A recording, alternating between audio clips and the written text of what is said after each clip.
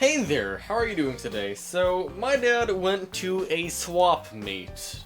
Do you know what those are? They're basically a parking lot where a whole bunch of different people show up and do a garage sale of some sort. They just sell things there. It's basically like a public garage sale or something. And in the swap meet, my dad, I don't know why, but he went over and bought me a computer. Kind of. It was sold as a gaming computer. It was $20. That's not a bad price for a computer, if it is a computer. But it doesn't have a case, and it doesn't have an SSD or anything, but that probably is alright. So in today's video, I'm just going to put this thing together outside of a case and just see how it works. Is it any good? Well, starting off here, we have a EVGA GT 740. I've never had one of these. I had a 750 Ti and it completely sucked. I still have that graphics card, by the way. And it still does get graphics card updates as of June of 2025, which is quite impressive. This, though, hasn't had an update in quite a long time, and it will be interesting to see how a GT 740 SC holds up. Also, it's from EVGA, which went out of business or something like that, or they stopped making graphics cards, so that's pretty neat. We also have this thing right here. I'm not exactly sure what it is. It has 2 HDMI ports, and that's about it. Although on the back it says it is a Alter TV capture device or something like that, so maybe it is a capture card. I'm not 100% positive that's what that is, but it might be. And then we have this right here, which you're probably the most excited about. And I'm mildly excited about it too. It's a pretty good PC, kind of. So it's a MSI H97 motherboard. And it is socket LGA 1150, if I'm not mistaken. And I don't know if you see the CPU here. Let's get you close to it so you can see it. Or maybe you will not see it because focusing is not on my camera's agenda today. But it has a i5 4590 in it. I've never owned a motherboard that has a 4th generation anything from Intel, so that is quite exciting. It would have been more exciting if it was some sort of AM4 CPU. I've never gotten a AM4 motherboard before, but we still have yet to get one, but that's alright. I will see how this works. On the side of it, we have 2 of these ports right here for really old mice and keyboard. We have 4 USB 2.0 ports. We have 2 USB 3.0 ports. We have a HDMI port, a DVI port, and a VGA port, and a whole bunch of different audio jacks, and also a Ethernet cable, which I cannot use. So what I'm going to do is first try to clean this thing up a little bit. So I took the CPU cooler off of the CPU. The reason why is I wanted to see what CPU it even had. That was first off. I was just kind of curious to see.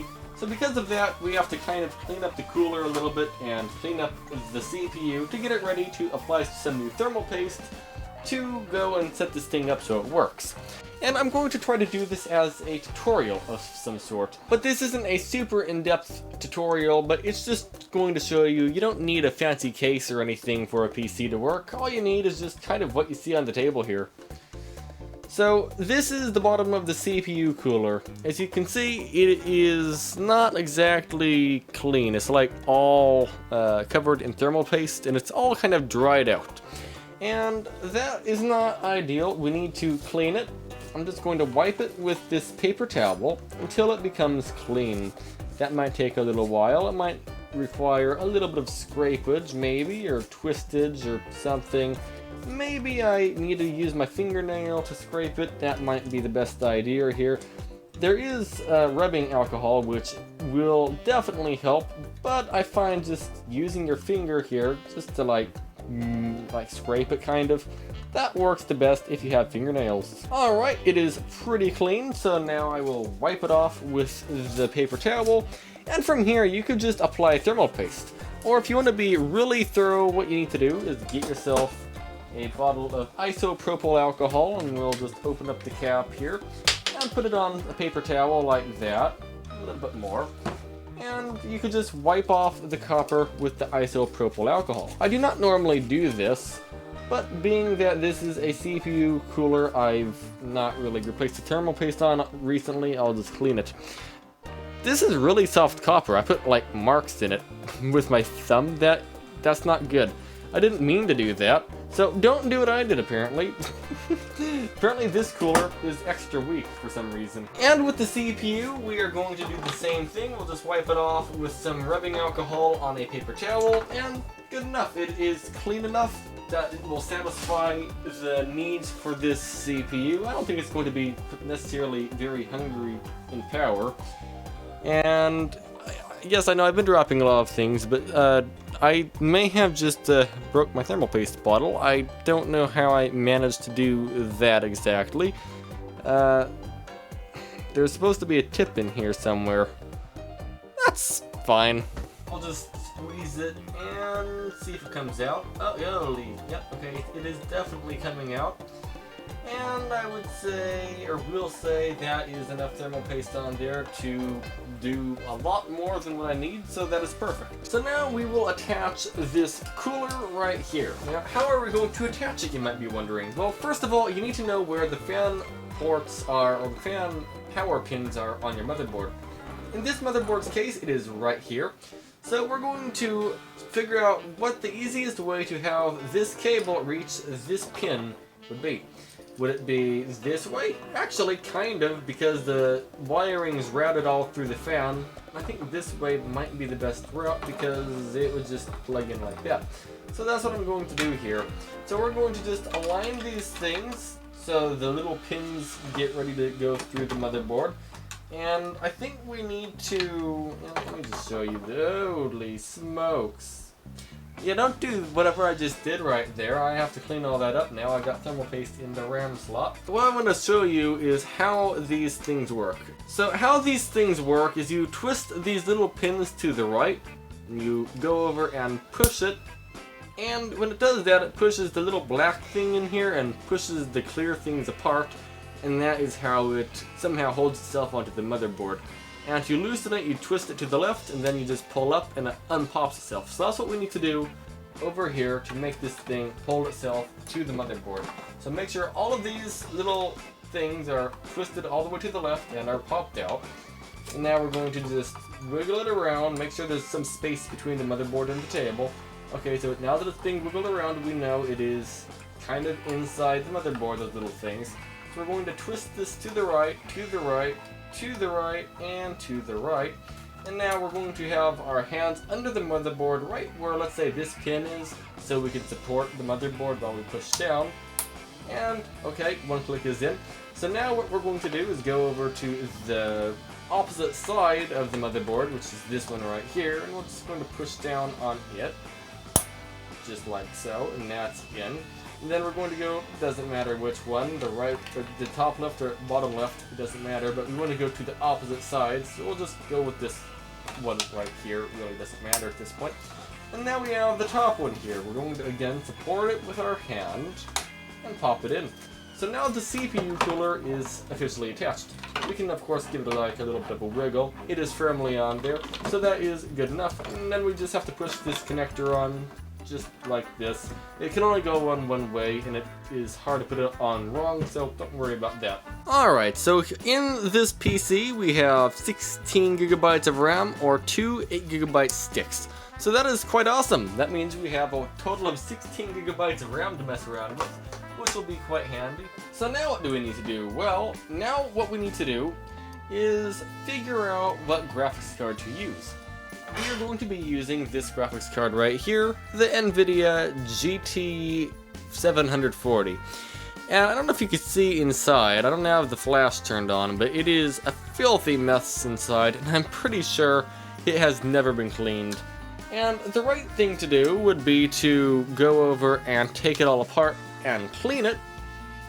And I was thinking of doing that later, just to test if it works first, but I don't want all this dust flying around the house. And it quite literally is only 4 screws to take this whole top cover off, so it's really easy to clean off the fins. So what I'm going to do is take out the 4 Phillips head screw driver screws, whatever it's called, up here, or down here. Well, actually, it's up here. Sit in the computer like this. I'll take these screws out and clean it. Twist these screws to the left. Make sure you have the right screwdriver that fits the screws. You don't want to use the wrong screwdriver and strip it, although I think I actually do have the wrong screwdriver in this case. I am trying to be careful, but my carefulness will not win if it decides to strip. So don't do what I'm doing and actually use a Phillips head screwdriver that fits in this screw head perfectly. And okay, I almost stripped that. It wanted to like jump a bunch of teeth. I don't happen to have the right screwdriver right here, and that's why I'm doing this. And now we have another fun problem, maybe, or maybe not. I might have to take this panel off right here now that I think of it, but maybe I can get around it if I wiggle it around enough. Since we have to take that metal panel off, oh wow, look, there's like thermal paste crud falling out of here, it looks like. So let's just take this screw out right here as well to take the panel off. Oh wait, I don't even have to take the panel off, it just kind of fell off. Alright, well that is a success. And okay, this is really dirty. There is a wire holding on the fan shroud, so we'll unplug the wire. And now you can take a better look at this. So in this case, this also has thermal paste on it, and this thermal paste happens to be about as dry as the Sahara Desert, which is not ideal. You want it to be like a mud kind of, or a plaster, concrete, I don't know. You want it to be peanut butter consistency. And on this side, it is the same situation. And now what I'm going to do is disconnect the fan shroud from this metal thing. How I'm going to do that, if you look inside here, there are screws holding the metal thing onto the plastic fan shroud. So I need to take out, looks like 3 screws maybe, or maybe it's more. Take out some screws, and this will separate from this, and it will make cleaning a lot easier. Okay, I've had enough of the whole not being able to use a proper screwdriver. Maybe I should just go get a proper one. I'm sorry, my camera keeps going out of focus, but hopefully it's better now. So what I'm going to do is just pick out these little screws with a correct screwdriver this time. And I need to unhook the block from the other thing or something, I don't know. And we're just going to pull these other screws out, and it should come apart really easily. Though the screwdriver I picked, which I thought would be the right one, does actually not feel like the right screwdriver. It seems almost too small. It just kind of twists inside the screw, which is kind of alarming. If I push down, it's fine, but that still isn't very confidence-inspiring. I need to wash this really badly. Holy smokes, ooh, there's crap falling off of it. Oh, maybe that's a screw. Alright, one bit of it is clean, and I would say that is a success. Luckily, this right here I can actually wash, so I'll do that. Alright, well this is somewhat washed now, so we'll just let that dry for a few minutes. And now I'll go brush these things off. Alright, I am back. And I went over and I damp wiped off the blades on this fan. And what I'm going to do is dry wipe them now, just to make sure they are nice and clean. No, they don't have to be perfect, but I would like them to be clean. But now it is nice and clean, and it looks like a brand new fan. So that is, I will say, it is a win. And the graphics card, I did not damp wipe it in the slightest because it's all metal components here and they can rust, corrode. I'm not going to do that, and I don't want to short it out. I want to use it today, so I'm not going to wash it. I'm just going to brush it off, which I did with a paintbrush. That will work just fine for what I need. Now all I need to do is go over and use this rubbing alcohol. I thought it was water, but no, it's rubbing alcohol on here. Use rubbing alcohol to clean off this right here, the CPU for the graphics card, or the graphics card die, I guess is what it's called. And once it's all cleaned off, kind of like it is right now, we are set to go over and add some new thermal paste. So we do not need to add a lot of thermal paste here, just enough to, well, make it work. And that is right there, way too much. Perfect. Make sure to make the biggest mess you possibly can as well when you're doing things with thermal paste. That's the only way to do it. And when you put this back together, make sure to put it together the right way, not the wrong way. whatever way that is, I don't know exactly. I kind of forgot how this thing went together. Oh, okay, this actively wet thing right here that I probably need to just wipe down before I get everything I don't want wet. I'm going to have to hook this thing on to the metal thing first, actually, right? Alright, after a lot of twisting it in different directions, I'm pretty sure I have it all aligned correctly, so I will assume it's fine, and we'll put these dirty screws back in. I should have washed these screws. They kind of look not very nice in here, being that everything is clean, and these screws are actively filthy. Alright, I have gotten all of this stuff, I'm pretty sure, all screwed together, and it looks pretty fine, I guess. I mean, there's not really all that much to it, but, I mean, hey, it's back together, maybe. I think I have this thing on the wrong way, though. I think it's supposed to be some other direction, but I don't know, it's confusing me, but that's okay. Getting this connector plugged in might be a slight challenge, though. Alright, I got these screws in here aligned, so all I need to do is get the screwdriver and start screwing in these 4 screws. And I'm not going to screw these screws in all the way immediately, I'm just going to tighten them loosely. They have springs on them, by the way, so you will have to push down a little bit to make the screw go in. At least a little bit to go in.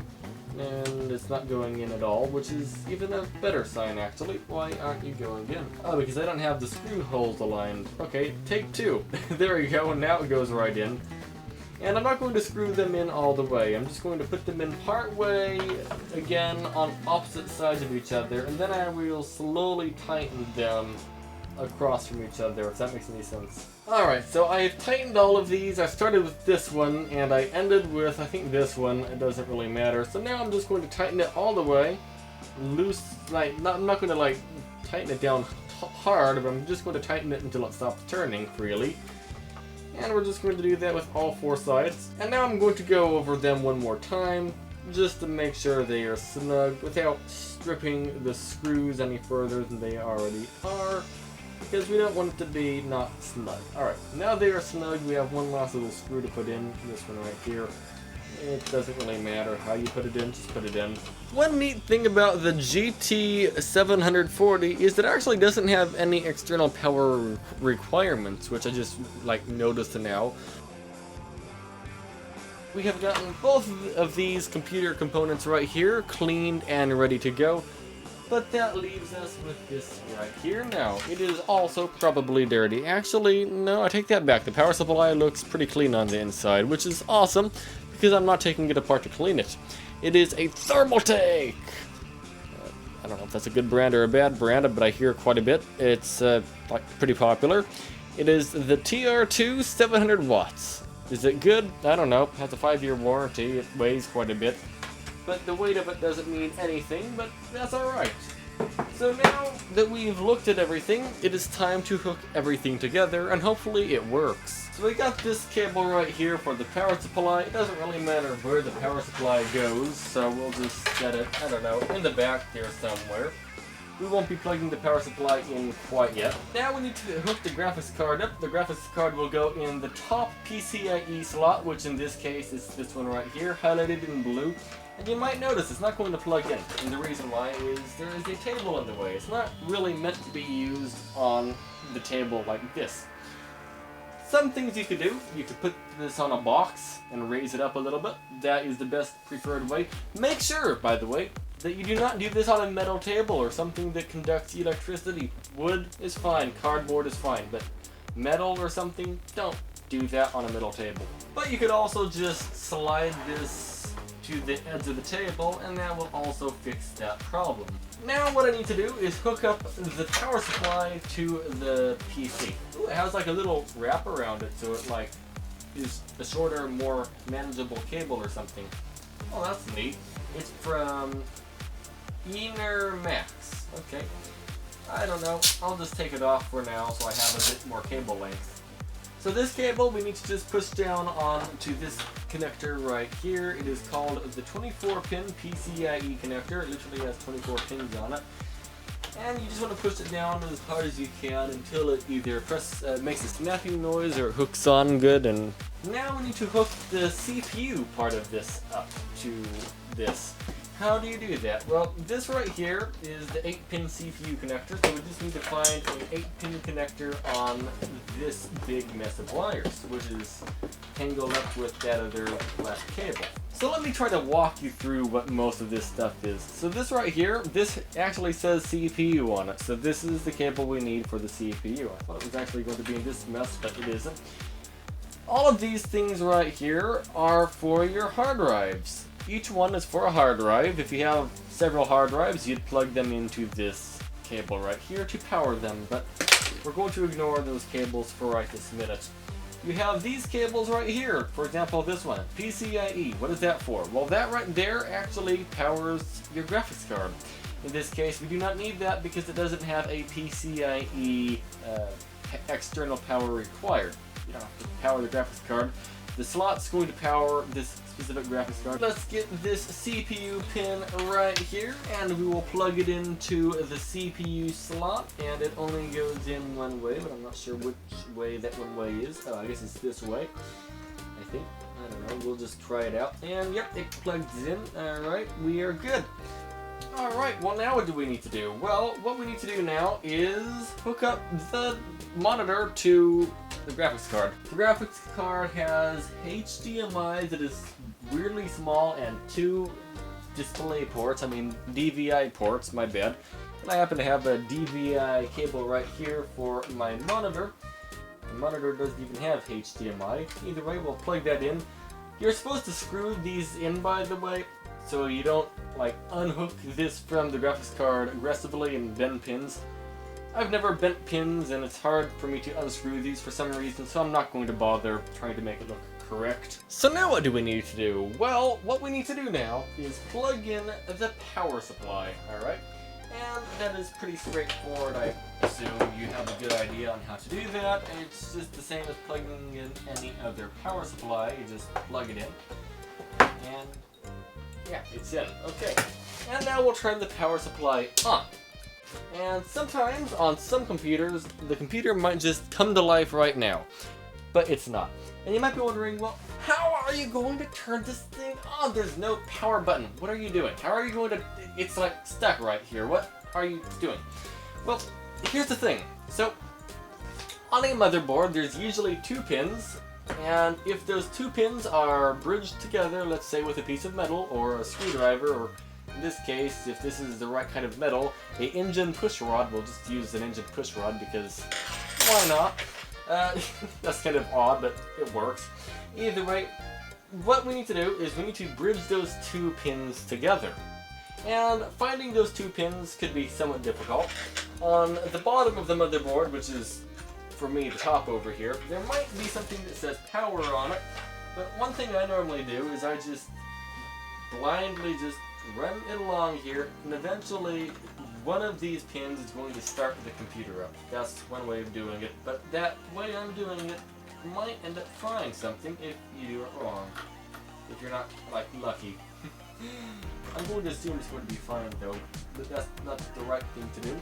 Alright, this is voiceover time. So apparently I forgot how to build a computer, and I did a lot of things wrong. So, thing number 1 wrong I forgot to plug the CPU fan in. Well, I plugged it in, but I plugged it into the wrong port. I plugged it into the system case fan power pins instead of the CPU power. So, it wasn't working. I don't know why it wasn't working. I'd expect it to just work like a case fan, but it wasn't working at all. Thing number 2 I did wrong. I actually didn't plug the graphics card power pins in. I didn't know the graphics card needed external power. I never acknowledged that it actually had external power pins, so I just didn't plug it in. So that was another problem I ran across.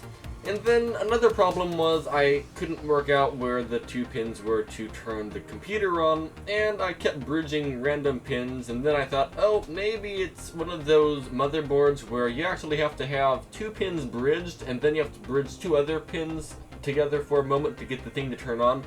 There would normally be, let's say, a little blue little plastic thing that hooks onto the 2 pins, and that would hold it together and it would work. I thought that would be what this motherboard needed, so I was trying to do that, or imitate that, where there were 2 pins sticking out of the motherboard. And I thought I fixed it because I found the correct pins to make the motherboard start turning on, but then it wouldn't post. It turns out the reason it wasn't posting is because I was bridging 2 pins together, and they didn't even have to be bridged together in the first place, so that was a fail. So I'm not even going to bother showing you all that mess because it would literally waste like 30 minutes of your time just watching me randomly troubleshoot the PC. Oh, and check this out. We may have been trying to get this thing to work for literally hours at this point, but it is actively working.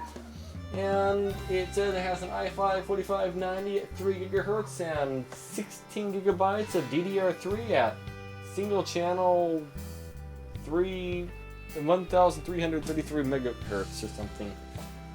Now, why is it single channel? That is not okay. I might try to actually fix that. That is not fine. I mean, it is fine, but it's not fine, if that makes any sense. I plugged the RAM into the bent RAM slot, which might help. Now it's not going to, but maybe it'll be happier. Oh, there we go. Check that out. Dual channel RAM. Ooh, yeah, we're being fancy now. Awesome. Now the fun part is trying to figure out what hard drive to use. I have this right here. I don't know if it has any operating system on it whatsoever, but it might have an operating system on it. I also have 2 spinning disks, which might be more suited for a $20 PC, but you can get SSDs pretty cheap anyway. But I'll just do whatever storage device has my data on it. I don't know which one has my data on it, to be fair. So it's just random guessing. We got something happening. It looks like there's the Windows 11 circle thing happening here, though, sadly. Hopefully it's not Windows 11, but it really looks like it is, and it is Windows 11. So, first of all, hooray! Windows 11! Second of all, aw, Windows 11. Although Windows 11 is actually kind of needed anymore, almost. But the problem, though, with Windows 11 is if your PC doesn't support it, you can't really get all of the updates. At least I don't think. It used to give me a bunch of errors, at least, if I tried to get all the updates. So, I think that might happen again here, but it might not. I don't know. I'll try out doing some Windows updates on Windows 11 and see what happens. If Windows 11 does work on here, if I get all of the latest updates, I will test out and benchmark everything on Windows 11. But if it doesn't work, then we're going to probably end up needing to switch over to one of these 2 hard drives right here. But the downside of Windows 10, though, is itself is probably soon not going to get updates, I think next year, which is also a problem. So, I mean, this right here, Windows 11, when it doesn't get all the updates, is going to soon be the new future of, like, these PCs. So, it is what it is. Oh wow, we're really booking it. We're going at like 8 megabytes per second. I shouldn't have said that. Oh, there we go, 9 megabytes per second. 5. Okay, we are going pretty quick in the downloads, but it's certainly going to take quite a while. And I should probably raise the RAM speed up to 1600 megahertz. Not right now, though, but later on. And let's check out hardware monitor. I'm pretty sure I have that on here, right? Hardware monitor. Let's see what the CPU temperature is. It's probably well within acceptable ranges, but it's always good to just double check your sanity. You just put this thing together after disassembling it a couple times, so you just want to like make sure everything is fine and all the temperatures are fine before we go further into trying to figure out what to do with this. Alright, and let's open you up in full screen. What's going on? We have 36 degrees Celsius for the CPU. That is amazing. Like, amazingly amazing. We don't know what the graphics card is doing, but I'm sure that's fine. So that is a success right there. So, yeah, I guess that's going to be it for this video. I'll just wait and let this thing do all of its updates and work out the operating system stuff, because I don't know what operating system to use. We might end up on a spinning disk to use Windows 10, which is over there, or we might just be on this hacked version of Windows 11 that does work, but they stopped updating it, if I'm not mistaken. It doesn't get updates anymore, but maybe it does. I don't know. It's not supported, but we'll see what happens. Thank you for watching, everybody, and have a great day.